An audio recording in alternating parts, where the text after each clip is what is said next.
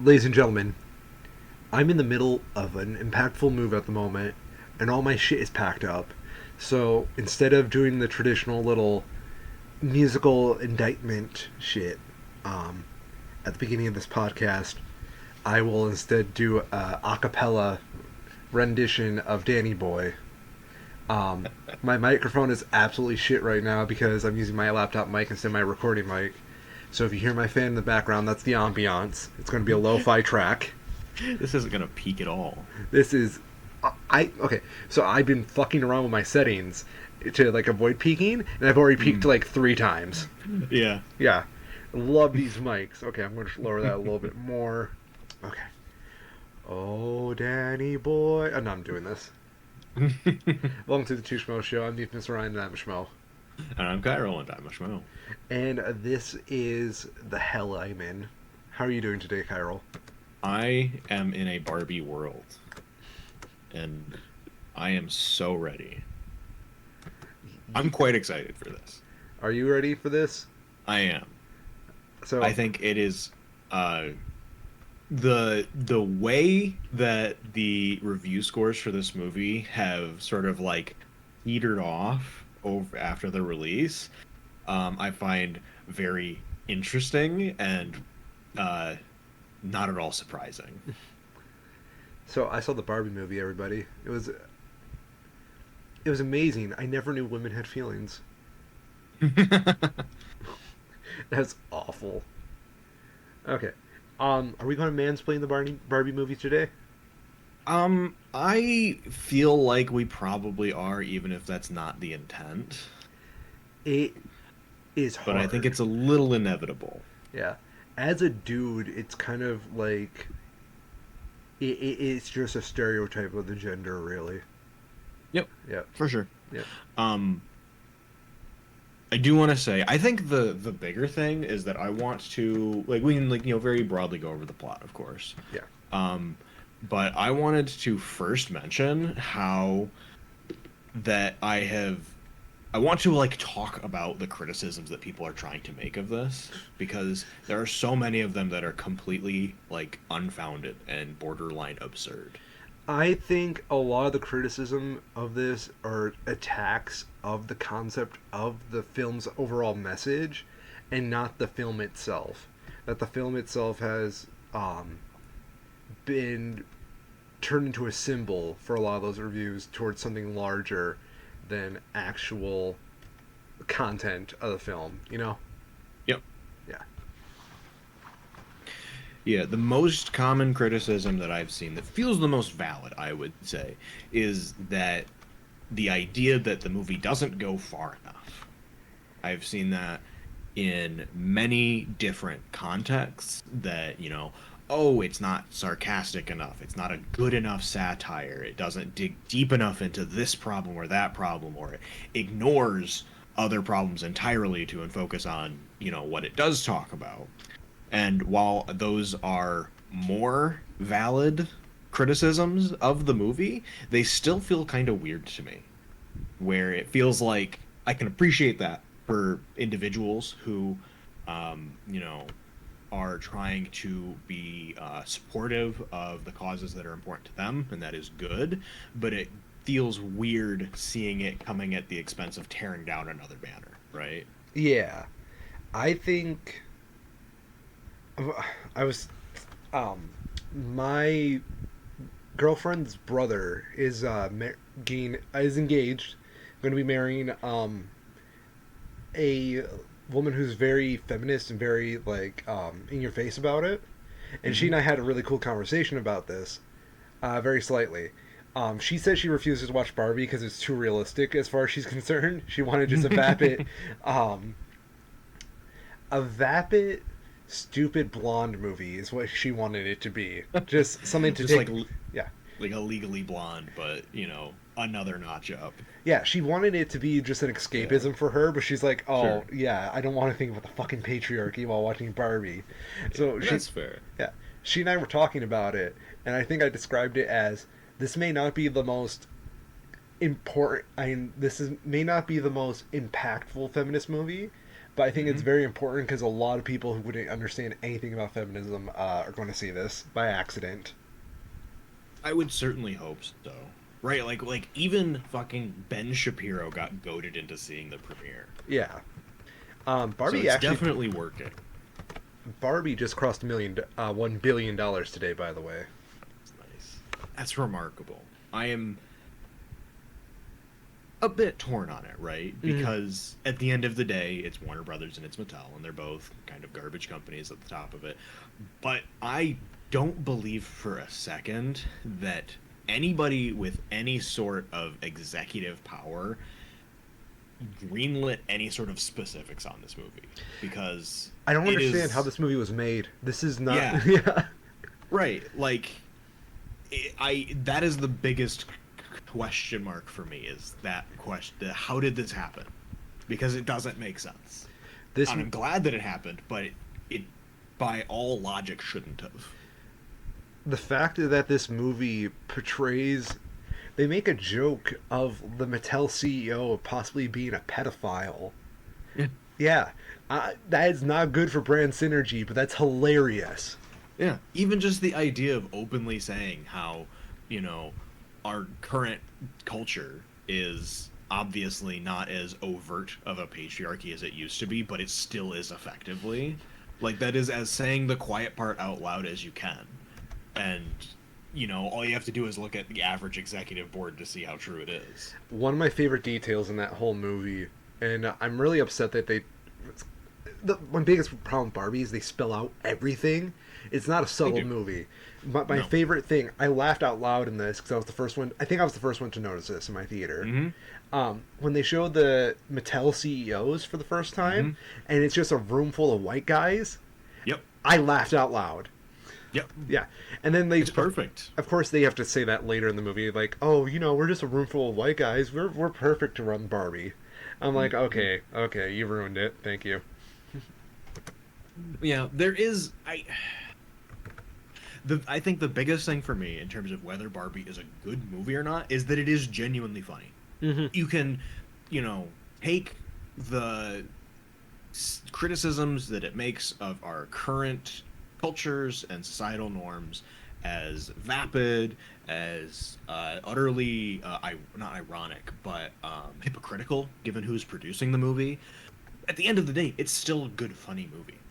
This is probably the best written film of the year, I It's up there for sure.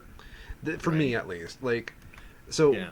my opinion is I don't feel comfortable with like discussions of like the more feminine things, but Mm-hmm. like what caught me off guard is Ken's storyline in this whole film and Mm-hmm. how impactful it is. It really says a lot about being a dude as well. Like, it doesn't offer answers, but it does address a lot of good criticisms of like white guy culture. I'll say, Mm-hmm. yeah, patriarchal Yep, for culture. sure. Yeah. And I'd say, just as a quick aside, this is very much an American culturally centric movie Yes. in a way that other regions almost certainly won't resonate with as much.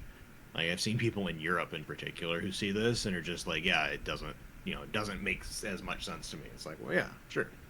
That's a good point. I didn't really think about the cultural boundaries of it. Hmm. Um,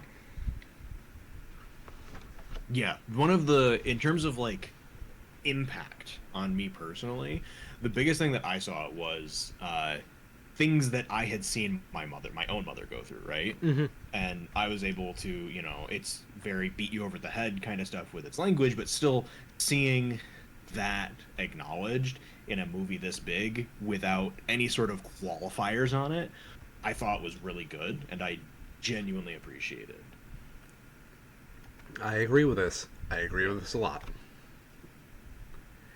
It also, for me, kind of like, it makes me wonder when I see people, like, there was one of the reviewers. Let me see if I can find it real quick again, because it was just like who are you?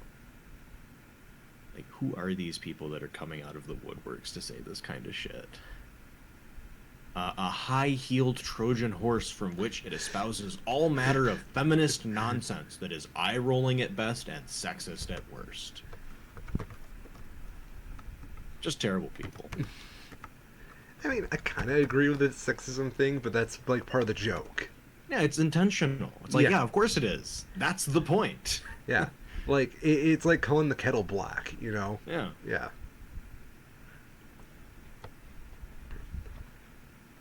Feels very much in line to me with like all of the you saw like the January Sixers and stuff and the anti-abortion stuff, and then they try to do these boycotts and they end up getting cancel culture, and it's just like, yeah, that's how the free market and free speech works. That's what you want, isn't it?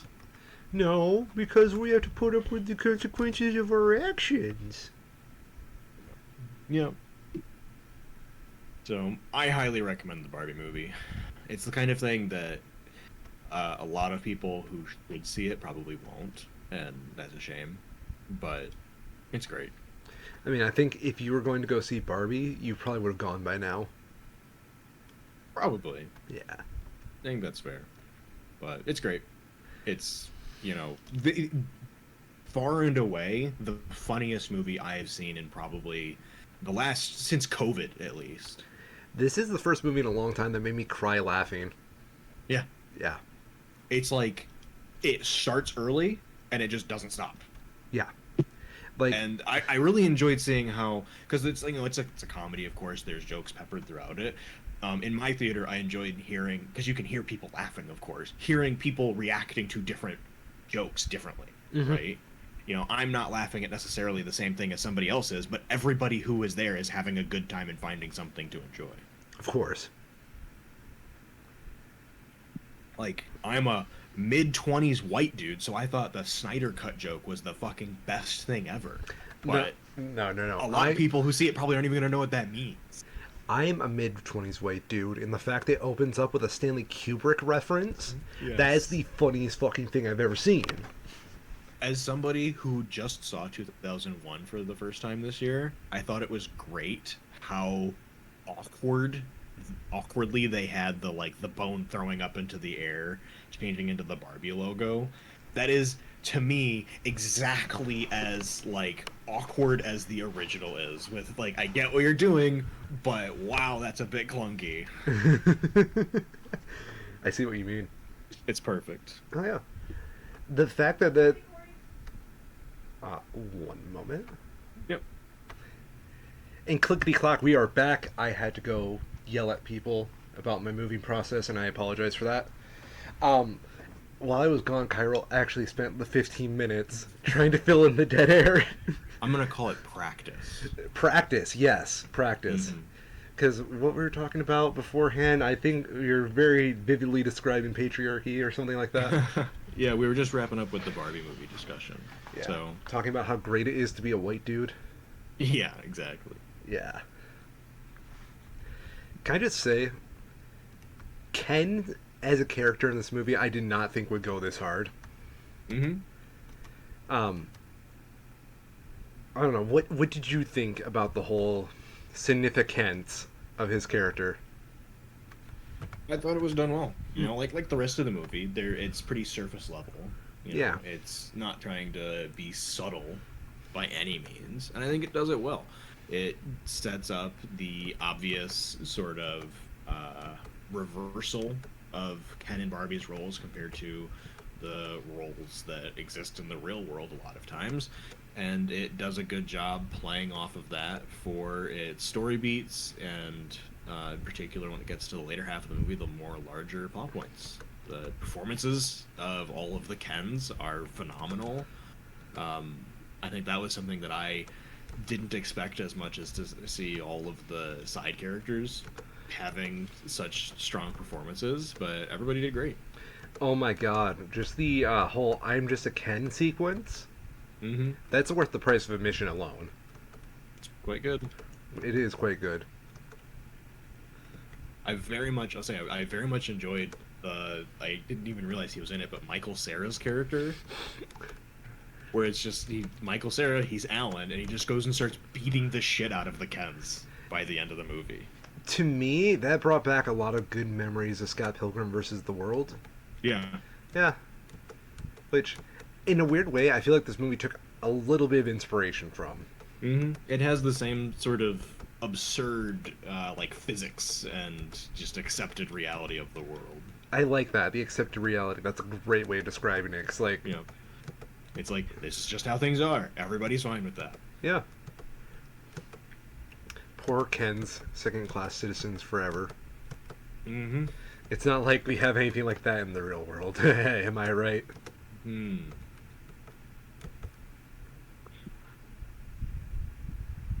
In other movies, Yes. the big release for this weekend. I guess there's technically two. One of them is the Meg 2, and it's at a 29%. So maybe we'll talk about this one a bit later. But That's 28% too high. the bigger one is the Teenage Mutant Ninja Turtles Mutant Mayhem animated film with a pretty stacked cast list. Who is in this movie? Because I know Jackie Han- Chan is in it. Yes, Jackie Chan playing Master Splinter, obviously the big one. Hell yeah. It also has Hannibal Buress, John Cena, and Ice Cube playing roles. Giancarlo Esposito and Seth Rogen, Paul Rudd, Maya Rudolph. There's a lot of people playing smaller roles as sort of cameo type things. John Carlos in fucking... No way. Plays Baxter Stockman. Oh, that's so good. Oh my... Mm. Apparently even Post Malone has a bit of a role. I can see that. Mm-hmm. Post Malone, I don't know how he got famous. He's just like the nerdiest fucker. He bought the One Ring. Did you see that? Yeah, I did. $2 million. He bought the One Ring card in Magic the Gathering's Lord of the Rings set, ladies and gentlemen. Yeah. He is the nerd. I believe that makes it so that he now has purchased the most expensive Magic card and the most expensive Magic thing that is not an actual card, because he has like an artist proof signed by Christopher Rush that's worth more than an actual Black Lotus. That's amazing. Yeah. I'm not a huge fan of his personal work, but I respect his enthusiasm that he has. I mean, Post Malone is... He's fine. It's fine. Yeah. You put him on, I won't complain. Yep. Yeah. It's just the kind of thing that I don't really get, or, you know, right? Why is Post Malone this popular? But, you know, it's whatever, right? Dude's got his fans, he's got his money, more power to him. It's because Marlboro had their own Barbie incident. Like in the Barbie movie, Barbie escapes from Barbie Land and Mattel has to go capture her. Mm-hmm. This is similar to Marlboro, where a pack of blue menthols got out and became a person known as Post Malone. Only this time they decided, hey, maybe this is good for the brand, and they let him run free. Yeah. Oh, okay. Yeah. Can I just address the big plot hole at the end of Barbie real quick? Sure. So the very ending of Barbie is she goes to the gynecologist, right? Yes. One, Barbie's got medical insurance now. Where'd she get a social security number to get that? That's a good question. They also imply that they don't have genitalia, so why is she going to the gyno? I believe they mentioned that when they first get to the real world, that both of them acquired genitals. Okay, that is fine. So I believe that part is covered, but yeah, how she's going to pay for it. How is she going to pay for it? Barbie, you're fucked up. You're going to fuck up bad, Barbie. Go! Run away! Hopefully they've given her a job at Mattel now, but who knows. I would hope so. Where were we? Ninja Turtles, right? Ninja Turtles, yeah. It's doing very well. The Yay. biggest, I don't know, the compliments that I've heard about it, that people are really glad to see, is that these are clearly, you know, teenage Mutant Ninja Turtles. There's no questions. These are young, not even young adults. They're teenagers. And that's a bit different from the typical portrayal that most people have seen. And I've seen a lot of people who, you know, aren't necessarily fans of the Teenage Mutant Ninja Turtles brand in general, who went to see this, who liked that as just something that they didn't really expect. It was a welcome difference. And the individual performances all seem to be great. It's cast very well. It seems like a fun movie. It has that sort of Spider-Verse syndrome with the animation style, but it's done very well in this. It is, you know, obviously drawing parallels, but it finds a way to sort of make it its own while doing so. I am looking forward to seeing this because I really want to see it. The problem is I have nobody in my life that wants to go see it with me. Mm. Yeah, it looks like a good, solid movie. Yeah, Just I'm looks a fun. I'm what you call a Ninja Turtles fan, Mm-hmm. and I'm not ashamed to say it. Leonardo is best turtle. Mm. Yes, and I have my fake turtle and friend Chiral over here, who's still never seen any Ninja Turtles material, although he does have a tortoise. Not never. I've seen some of it, but not like in any comprehensive amount. Like the secret to liking Teenage Mutant Ninja Turtles is that you hear the name, and if you get repulsed by it, you won't like it. But you have to Mm-hmm. like kind of just accept the batshit insanity of it. Yep. Yeah.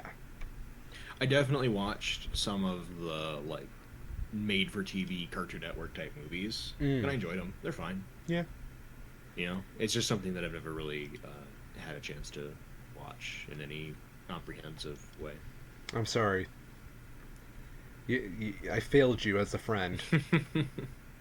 I looked up Post Malone in my Google search, and now I'm being targeted with ads for his new CD. Send Nice. help.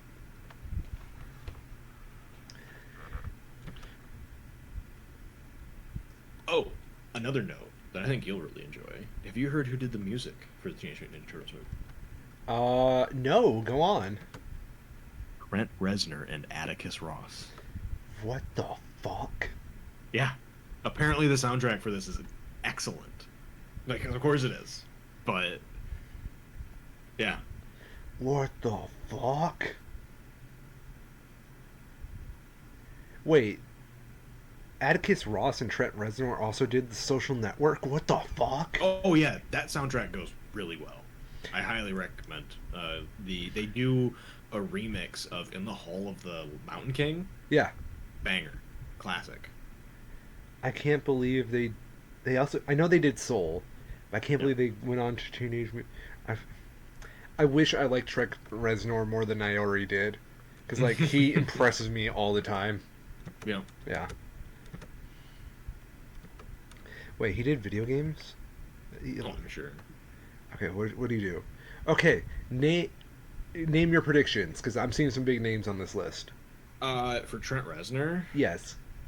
gosh, I would like my mind immediately goes to like bigger projects, right? But that feels like it's not really in his style as much. You'd be surprised, but keep going. Um, Something like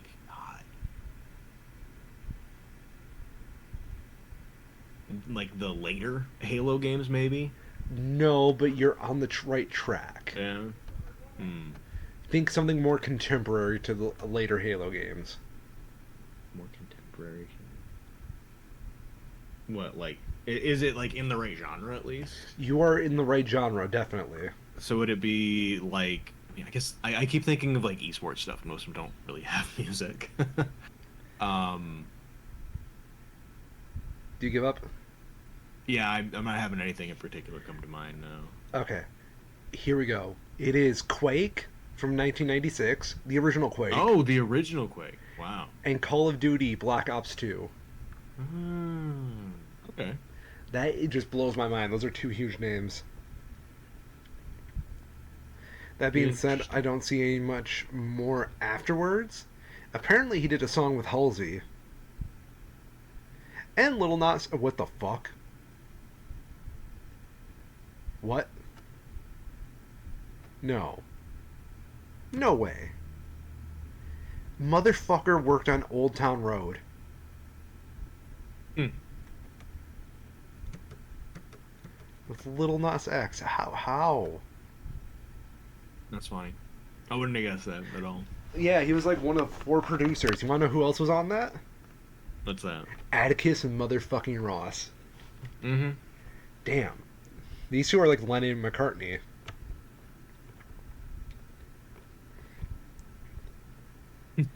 They've both won and been nominated for Golden Globes for Best Original Score. Yeah, I can live with this. They won for The Social Network and they were nominated for their work on The Girl with the Dragon Tattoo. I will live with this, definitely. This is very understated. For their work on The Girl with the Dragon Tattoo, they won the 2013 Grammy Award for Best Score for Visual Media. Neither was present to accept the award. Reznor, who has a contentious history with the Grammys, simply tweeted, "Why thanks, y'all." I admire him. Mm-hmm. Apparently they did work on the Watchmen TV series. I just saw that as well. There's like a lot of Yeah. shit here. We're keeping busy. Yeah. I just the Old Town Road. Yeah, that's pretty crazy. I guess it's not too surprising because their work is kind of scattered all over the place when they're doing these side projects, but it is funny. But it's so massive. I can't think of like Yeah. anything that has changed the game more than Old Town Road. No. What the fuck? Regardless, this is pretty cool. Mm-hmm. Um, good job.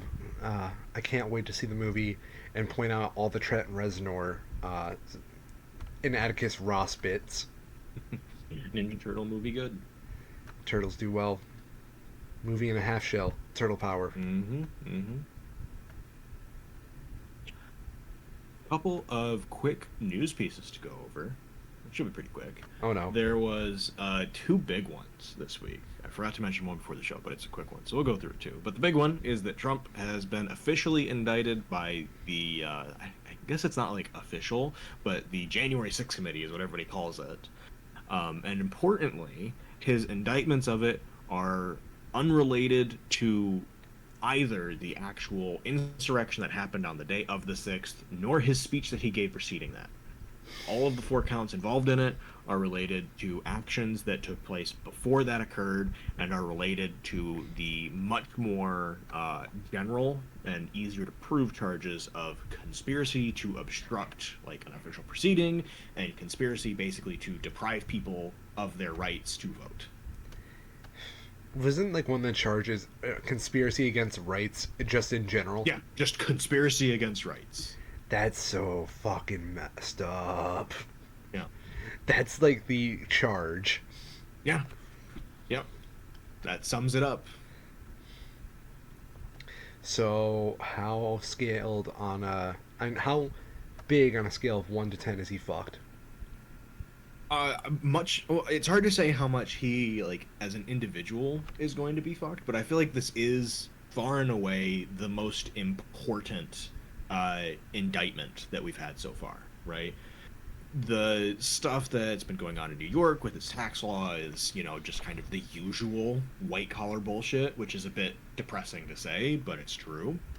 And the stuff that's going on in Florida with the documents is clearly much more elevated above that, but is still relatively contained. And it seems to be much more of a byproduct of just his own narcissism rather than deeper intent to cause harm, right? Mm. These charges are directly related to intent and conspiracy to cause harm to democracy, right? They took these actions with the intent to conspire to make our democracy not work. And these charges being filed are probably one of the most important. I don't know. Like, is this going to be the most important criminal case in the history of the U.S.? That's a big question now, It's isn't a it? big question, and I don't think it has an easy answer. I think there's plenty of good arguments that you could make one way or the other for various criminal cases that come up with that. But, you know, this is the stress test on can our systems hold up to overt tyranny. Isn't this weird? This is like because I feel like a big criticism of our laws and justice system is that they are supported by upper class citizens and they basically are run by upper class citizens and then here they are having to turn it on one of their own and Absolutely. it's crazy because this is like fundamental like Mm-hmm. whose side are you really on at this point? Yeah. Yeah. One of the best ways that I saw it put as both I think both in support of our current systems and a bit of a condemnation of them is that in a lot of other countries, if you tried a coup and you failed, you wouldn't be around to have a trial afterwards. That's a good point. And the fact that this process is being gone through, slow as it is, flawed as it is both frustrating, but also reassuring to see that our systems, they work in Yeah, theory. They've never been tested, and they're being tested now. And so far, they're still working. so far. So far. Just don't. They're almost definitely going to need additional ways to shore them up after this, because this now gives people the playbook of what not to do if they want to try it in the future. But for now, it's working. And while it's scary to go through, the outcome of this should be good. It's not going to make anything whole, but it's getting to the right outcome. Yeah, I get what you mean. Yeah. Yeah. It's just been very frustrating to be in these, Extremely. yeah. And in more frustrations was that in the immediate aftermath of these indictments coming out and Trump being arraigned for them, he started posting on Truth Social, making like overt threats to the people involved. Dude, isn't that so wild? Yeah. And the DOJ immediately came back to the judge and was like, hey, tell him to stop. He's not supposed to be doing this. He knows he's not supposed to be doing this. And there's this dumb back and forth where Trump's just like, well, no, we can't do this right now. And the judge shoot that down. So it's again very frustrating to see these flagrant violations of law and procedure happen, but they are trying to deal with them as, they're dealing with them as nicely as they can. And I think the big question is, should they be nice? I'd be inclined to say no, but I think there's an argument to doing it the right, big air quotes, again, the right way. While he's testing our judicial system, I'm really proud he's trying to test out our First Right amendments as well. Yeah. Like, if he had a face tattoo, he would not be allowed to do any of that. I'm just saying. Right, exactly. Yeah. The other news this week that is kind of just like a point and laugh kind of thing that I enjoyed was seeing some reporting on the financial impact to Twitter with their branding change. Oh, yeah, we were kind of gone for the whole X saga. Yeah, so Twitter is now X, because why not? Well, there's plenty of good reasons why not, but it is. The main reason why it is because Elon is a child who doesn't understand pretty much anything, and has had the silver spoon safely tucked inside his right cheek his whole life. Bold of you to assume there's just one silver spoon. Yeah. He's double fisting. Yeah, he's got that left cheek in there. Oh, yeah. Have you ever seen Elon's hands? I don't think I actually have, but... Elon Musk hands. Okay, I'm just pulling this up. He's got like a big hands, like bigger than like his like face, right? Okay. In fact, you can kind of see it in some of his photos. He like holds them up to his. Those are the. You know what? I bet because somebody probably did that thing like, oh, if your hand's bigger than your face, whatever thing, and somebody got him with that. He's just never forgiven society. That's how he became a modern day Lex Luthor. Yeah. So like he's got those giant hands of his. Better yet, to hold those two spoons and like put them up to his mouth like that. I like to think that he's got those big hands surgically that big, just so he can double grip anything up to his mouth. Because he'd be nothing without silver spoons, so he's got to be ready for the double grippy at any moment. Yeah. Yeah. So there was just go through the spark notes here. Twitter rebrands to X. They try to take down the Twitter sign on their San Francisco office. They get stopped because you have to get permits to do that, and they didn't get permits. They tried to put up a giant light-up X sign on the roof of their building directly across the street from residential housing. And then it had a strobe effect. And it had a strobe effect. Epilepsy Simulator 2023. So yeah, they multiple requests put in from the city to inspect it because of course it didn't have permits for it, and it has since been taken down because of course it is. It's stupid and dangerous. The big one that I saw that was like sort of the nail in the coffin is that Elon is apparently trying to change the act of posting to his social media is no longer going to be a tweet. It's just going to say post. dude, you had a great brand. You like this is like if TEDx, like TED Talks, just rebranded themselves as like the talk. Mm-hmm. Because like everybody makes fun of what TED Talks are, but that's because it's a good brand. Everybody, is like, oh, just follow me on like. You had it. You had something most people would die for. Yeah.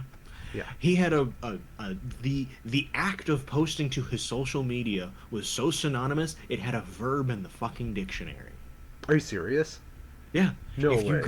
If you Google tweet, like tweet definition, it is verb, make a chirping noise. Alternate, make a post on the social media application Twitter.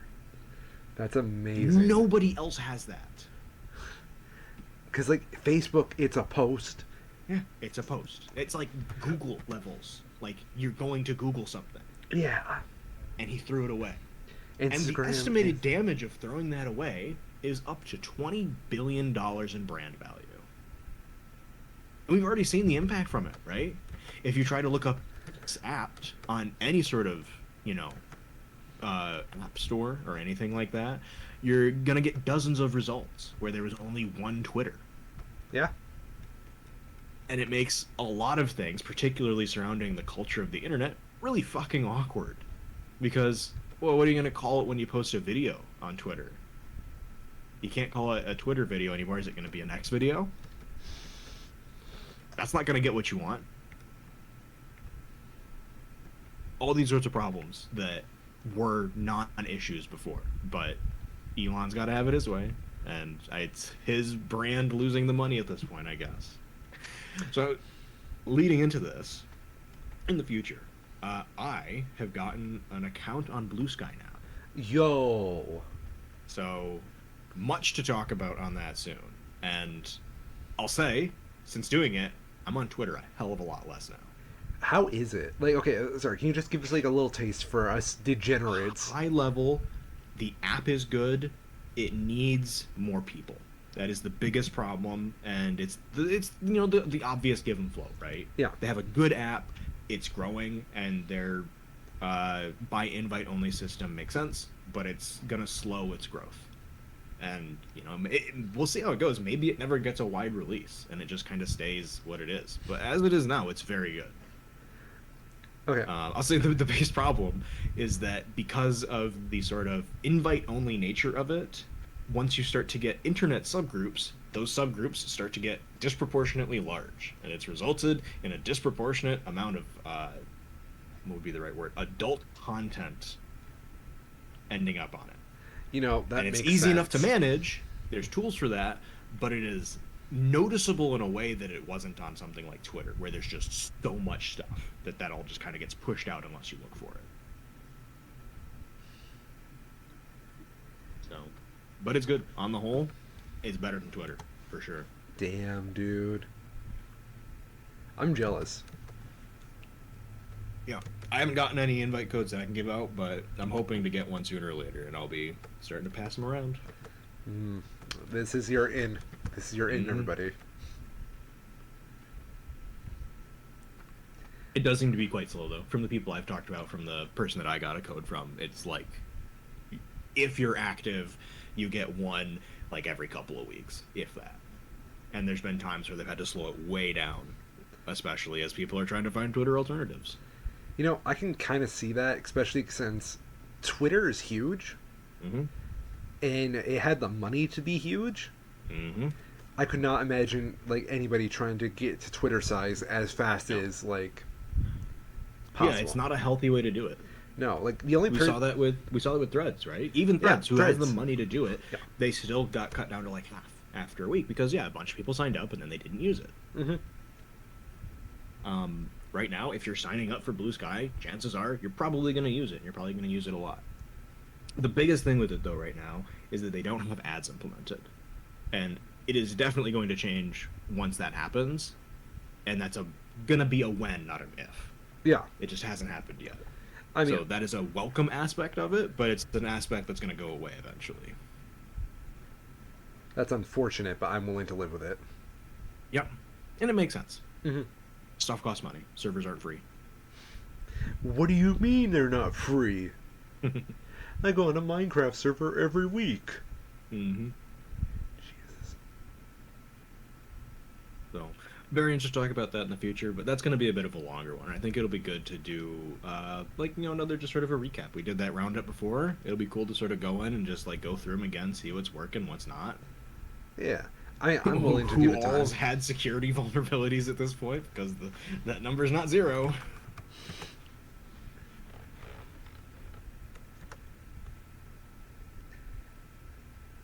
What else do we have to talk about this week? Wasn't there another movie of interest?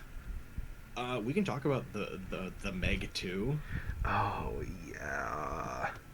Let me double check real quick, because if we can avoid it, I'd like not to. Just see what else is opening this week, but I think that's pretty much it. I remember seeing the trailer for this for Barbie, and I remember thinking this was the dumbest thing I've ever seen. Mm-hmm. New Meg, old chum. I'll say, I think this one is self-aware enough that it might be good. Oh, wait, I've got a distraction. What's that? I saw the reboot of Futurama. Oh, how is it? It is more Futurama. Good. That's all it needs to be. It is not trying that. Okay. I think they're doing the weekly release thing, just because Hulu wants to make sure they get subscribers each month. Of course. So I only watched the first new episode, and it's a joke on reboots, which is interesting. It's very interesting, because like you remember how the last episode of Futurama went, right? Mm-hmm. Yeah, It was very tidy. Yeah, time froze. Then they were like, okay, you want to go back around the other way when they rebooted everything. So they basically take that as this is our new reboot from that. I will say everybody has a little bit of an older sounding voice, which is okay. That makes sense. Yeah, like Billy West, bless his heart, the holy Billy West. Yeah. A little more nasally, I can hear it. Mm-hmm. I will say he's 71. He looks great for 71. no fucking way. He was born in Detroit too. One of us. Yeah. Damn, he does look good for 71. What the fuck? I wouldn't have guessed. Yeah. Overall, it was just it was really good. The whole plot of the episode was them having to reboot Oh My Circuits, Okay. which meant Good. they had to get Calculon out of hell because apparently he died Again. again. I think he's died like 3 times, I think. Of course. Which was really good, and I really appreciate they didn't take everything back to status quo immediately. Yeah. Because the big ending of Futurama was Fry and Leela finally got together. They're still together, so that's nice. Cool. Yeah. Yeah, I can't say anything bad about it because it's just more Futurama. Mm-hmm. Yeah, I'm looking forward to the future episodes because I don't know. I didn't realize I was kind of missing Futurama until now. Yeah. It's good to hear. I'll definitely have to check it out then. Yes, I would So I was recommend definitely a bit, on the fence. Like, do I want to watch this if it's just going to kind of ruin it? But that's good to hear. I'm glad that it sounds like that's not the case. No, I think it really just starts off with a sci-fi premise episode. The idea is Fry is going to make a New Year's resolution to watch every single television show ever. So they put him in a binging chair, and he gets stuck in the binging chair. And if he runs out of content, he's gonna die. So they have to reboot all My Circuits to create more content for him, and so he doesn't die. So he doesn't die, and it's kind of just making fun of the fact that everything gets rebooted, and then as they're making All My Circuits, they're just like, okay, you know what? We did some test screenings. It's not going to work out. We got to reboot other things. This is not happening. Nice. It was good. I'm really glad. I'm happy to hear John DiMaggio as the one true Bender. Yes. Remember that was definitely Bendergate? a concern, but I'm very glad that they did that too. I know. I'm so happy it's back. He's back. He nails it. It's still John DiMaggio. I can't believe he sounds relatively the same. Yeah. Yeah. Yeah. He's got a little bit more of a raspier voice, but I can live with this. Mm-hmm.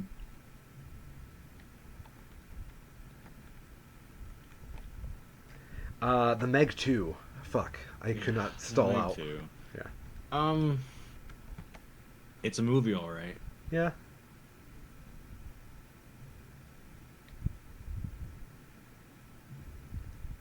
Have you seen The Meg? No, I've never seen the Meg. Yeah, me neither. It looks You know what like. Sorry. I was saying, you know what I have seen though? Hmm. Equilibrium, What's that? movie from 2002, of a similar quality. I think it's safe to say. I think I'd rather talk about Equilibrium than The Meg 2. Equilibrium, 2002 science fiction, has Christian Bale, Sean Bean. This is like Sean Bean just after filming Fellowship of the Ring as well, which is kind of wild to see. And it's some peak, like, I don't even want to call it B sci-fi, because like it's clearly, big budget kind of thing. Yeah. It didn't do well, but it is hilariously dumb what the premise is. Okay, so this is set in like a alternate future kind of situation where World War III happens. Mm-hmm. In the wake of World War III, the standing government of the world that is left decides that the only way to prevent World War IV is to eliminate humans' capability to feel. And in pursuing that endeavor, they design a drug that everybody is then ordered to take multiple times a day that suppresses their ability to feel. And people who refuse to take the drug are either jailed or killed. Is this just We Happy Few? So there's more. Okay. The enforcers of this new sort of New World Order are called the Grammaton Clerics. And they are priests, basically, that go out finding the people who are refusing to take this medication and either apprehend or kill them by means of I think they call it the gun kata, which is like gun martial arts, but it's based in math and geometry. Go on. In doing so, Christian Bale and Sean Bean are the foremost clerics of the Grammaton Order, or whatever the hell it is. Sean Bean has been skipping out on his medication and has started to feel again. And he gets caught by Christian Bale reading a book of Yeats' poetry, and Christian Bale has to kill him. Following that, Christian Bale then starts to slip himself and ends up finding this underground group of people who have to, or trying to overthrow the government and sort of break I don't even know what to call it. There's not so subtle Nazi hints throughout the movie. I'll put it that way. I did not see that coming. The whole thing is absurd and dumb, but that kind of makes it great, especially when it's tied with this like budget Matrix level action sequences where it's like trying so hard to be cool that you can't help but laugh at it. So I highly recommend it. I found like a DVD of it for like $2 on Amazon, and it's great. Best $2 I've spent in a while. Damn, dude.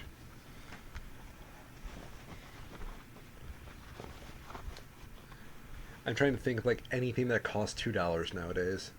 I know, right? There's not much. There's really ain't shit. Thank you, COVID. You've inflated everything dramatically. It's also really good seeing Christian Bale in this because it's such like an obviously dumb movie, but it's Christian Bale, and he's being, Christian Bale, where he's acting his ass off and doing everything that he can to be as professional as he can with this movie. And he's just like, it's like, oh my god, I respect what you're doing, dude, but come on. So it's another Gore the God Butcher. Got it. Yeah, because has there ever been a role Christian Bale has been in where he didn't try? I would argue no. Let me look, because I don't think you're wrong. In the similar vein, he apparently filmed at the same time another Christian Bale movie that I very much recommend, Reign of Fire. It's another like apocalypsy movie, and it's kind of B also, but it's the only movie that I can think of where he's allowed to speak in his native accent. Oh yeah, he's not American, is he? No, he's British That's so or weird. something like that. Yeah. Well, I grant him United States citizenship. One of us. One of Yes, us. you do. Yes. Huh. I forgot he played Dick Cheney. That's really fucking weird. Mm-hmm. And he does a great job. Vice. I still haven't seen Vice. What the fuck? It's not as good as like The Big Short. Yeah. Big Short is a much better movie, but it's still plenty entertaining. Understood. If you already don't like Dick Cheney, you'll enjoy it just from getting to be like, yeah, Dick Cheney's such a piece of shit. Ford v Ferrari, also excellent. That's obviously much more widespread acclaim, but worth mentioning. Did you see that Gran Turismo movie got what's the word I'm looking for? Delayed? I didn't. Is there a particular reason why? I don't remember, but I just remember thinking, oh god, I got to see that trailer like for another 5 weeks now. You've seen the trailer, right? Yes. I hate think that it trailer. looks pretty bad. Took you that I'm not optimistic. I was trying to think of like a better, like a more courteous word to describe it, and flaccid. I can't. It does not look good. It looks, I don't know. It's trying so hard to play on those action sports movie tropes. Yeah, but why is it? If this was just like not tied into Gran Turismo at all, Yeah. I would respect it a lot more. But it feels like they needed to have a brand tied into it in order to get this movie greenlit, or they thought that would have it get better odds of being greenlit. Apparently, it's a Neil Blomkamp movie, which is kind of amusing. He is a bit infamous. He directed Chappie, or sorry, District 9. He did? Right. Yeah, and that's all he's done. That's all he's been like. Because if you look at, so he did District 9, which had not like super good financial success, but very wide critical success, and everybody kind of knew about it, and people saw it eventually. I think this is the first movie that he's done since then. Maybe it's even true if I'm looking up a picture here, where he hasn't been like directed by Neil Blomkamp, the director of District 9. To be fair, if I was famous and I did one really good movie, I'd probably put that on my tombstone or something like that. I would just own it as much as possible. Probably, but it is very funny. I just don't get who this movie is for, right? Like, maybe Gran Turismo is more popular than I'm giving it credit for, but whenever I hear people talk about racing simulator games today, it's never Gran Turismo. And it hasn't been for like 10 years. They're talking about Forza, if you're talking about console gaming. They're talking about PC gaming. There's so many more, like, immersive racing sims out there compared to fucking Gran Turismo now. Now, hear me out. Mm-hmm. What about Mario Kart? I'd rather watch that. You know, I feel like you could actually make a Mario Kart movie with the plot line of this Gran Turismo movie, and it would do a lot better. In fact, I think that SNL did a skit like that.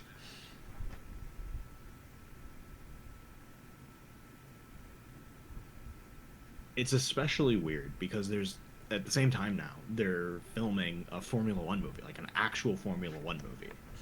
There's been a bunch of coverage of, it's got Brad Pitt in it apparently. Okay. And they've been out at like the F1 races doing like scouting and research, I guess, you know? Mm-hmm. They're working with Lewis Hamilton to try and better understand what to do and it's just really weird to see. It's just like, yeah, here's the fake Formula One movie, and in like a year you're gonna get the real Formula One movie.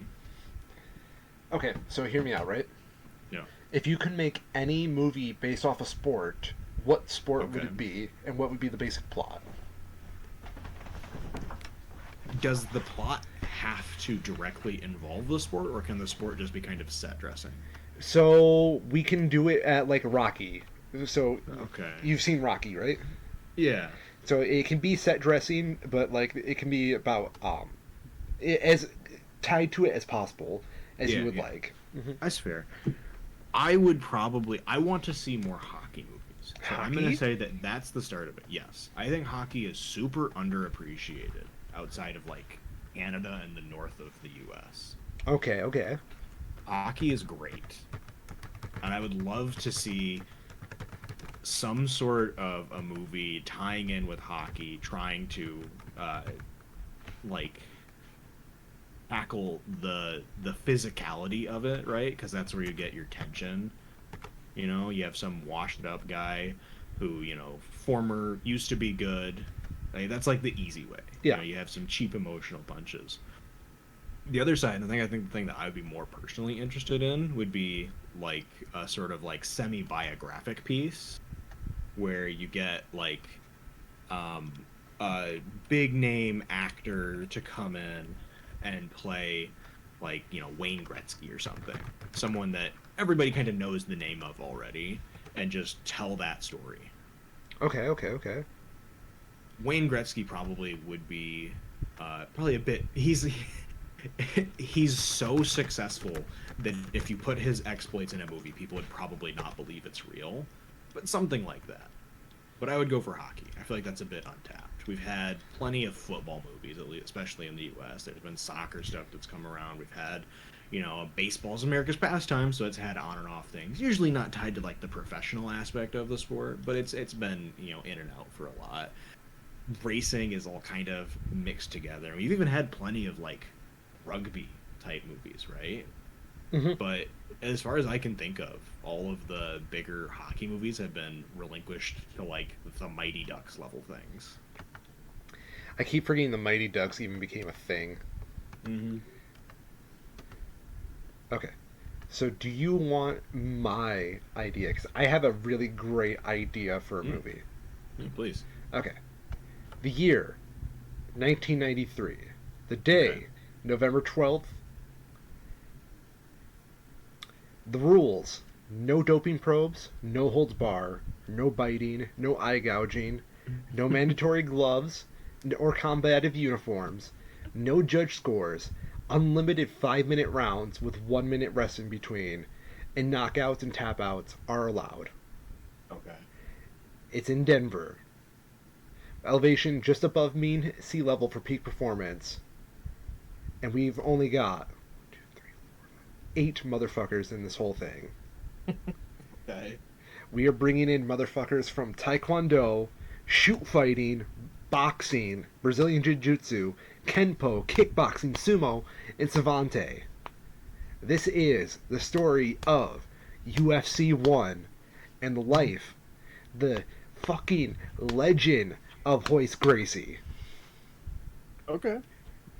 That is the movie I would make in a heartbeat, mainly because I fucking love the story of UFC 1.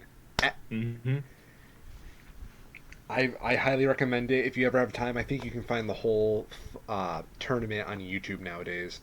But it's just, it's a fun watch because you see like all these dudes go up against this little Brazilian dude and he just fucking destroys them in each one. I don't think many people know this, but I'm a big fan of combat sports. Mm-hmm. I cannot. I just want this. I want a movie that just does combat sports right. None of this Karate Kid shit. Like, like Karate Kid holds a special place in my heart, but Oh yeah, but it's like not realistic. it's not realistic at all. I want like something just about the grittiness of like what you have to put yourself through to compete in these things. And that would be good. I think it would be a very good movie. And my main goal would be to just introduce everybody to how fucking badass Brazilian Jiu Jitsu is. I think you would need some sort of like, oh, what the hell was that called? Fuck. Uh, I'm trying to think of people who are in it to get the name of it. It was like an espionage. Is it Iran Contra? No. No, I can't think of it. Hmm.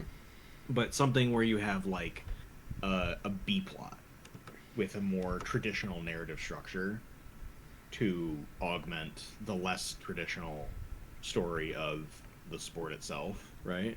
Yeah, kind of like how Rocky had the love story in it. Yeah. Yeah. Can't think of the fucking thing. I keep coming to Zero Dark 30 and I know that that's wrong.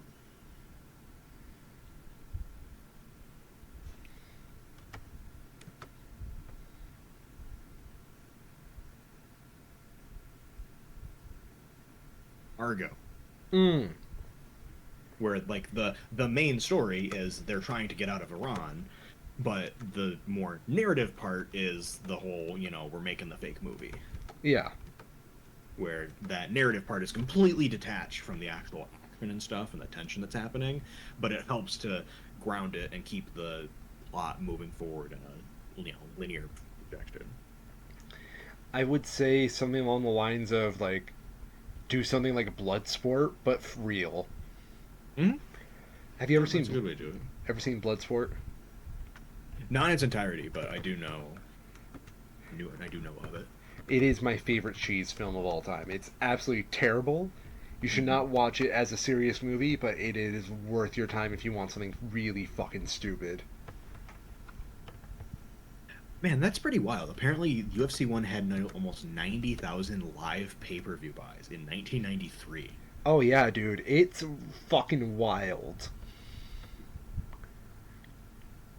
Mainly because like I know they were trying to like bank on the popularity of like fighting games at the time, and they Mm-hmm. were trying to bill it as like a live action Street Fighter, It sounds like they succeeded. doesn't it? Even though I don't think the UFC is as great as it could be. Holy fuck, that's a lot of UFCs. Yeah, I was looking at that too. I was trying to find UFC 1, and it's just like all the numbers. Yeah, the Wikipedia for UFC is kind of wild, man. Damn. You know, there's some dude out there that can recite the events of every single one of these 295 UFCs, including the UU, Japan, and Brazilian UFCs. Mm-hmm. It's like the train guy. The train guy, what's that? There's that Twitter meme where somebody's just like, "You like trains? Okay, name every train," and he goes and just starts making a thread of every train. That's badass. I am one of those people who will vehemently defend anybody passionate about doing something like that. Mm-hmm.